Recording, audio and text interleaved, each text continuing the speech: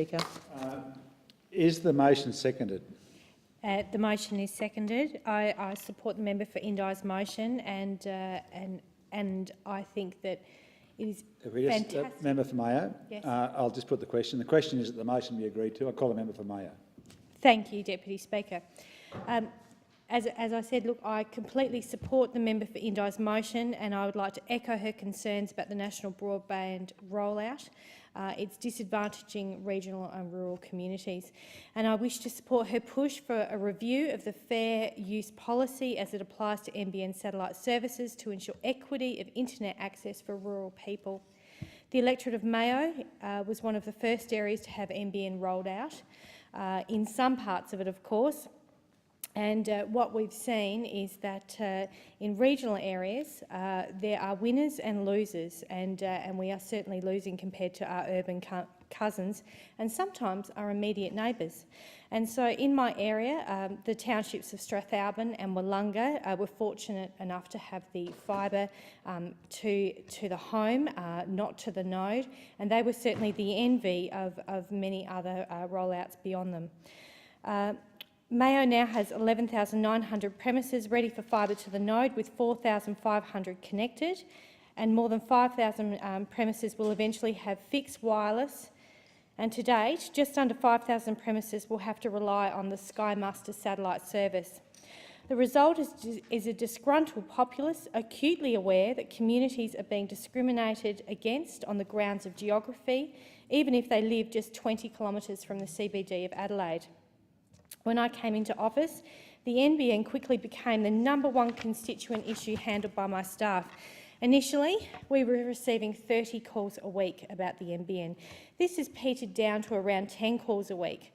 Now, that may sound reduced, but we know that many people are not making contact with the office and are just living with the service that they're being offered, shrugging the shoulders and realising, well, I guess we live in a regional area, I guess we can't expect the same as our metro areas.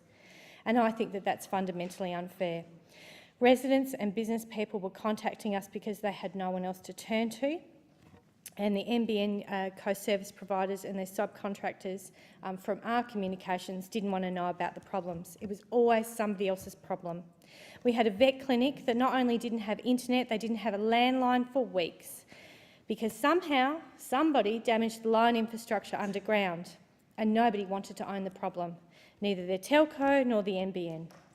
We have an internet businessman in Bridgewater, 20 minutes from the city. He was originally told that he would be getting fibre to the premises, only to find out last week that this is not going to happen.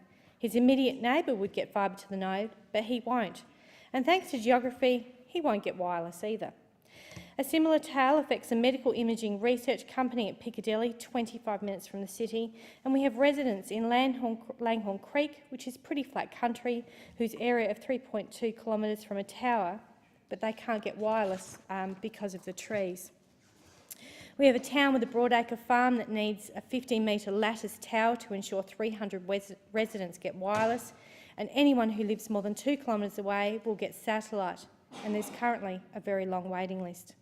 Country people are pragmatic and they understand the economies of scale. However, the NBN is a national infrastructure project akin to the electricity network and the copper telephone networks of previous generations.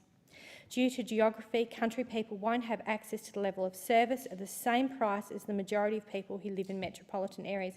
Can you imagine the uproar if in the middle of metropolitan Sydney people were offered a mix of satellite, of fixed wireless towers, and just a very, very small percentage of them were offered fibre to the node? Absolutely. It's not enough to say to regional communities, we'll just use ADSL. There's been limited investment in that resource because of the NBN. Some new residents cannot access ports because there are none available, and they've been told there will be no upgrade because of the NBN.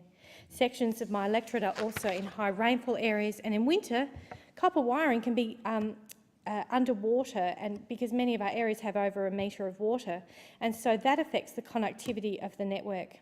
And this is going to be an issue that the NBN will have to address.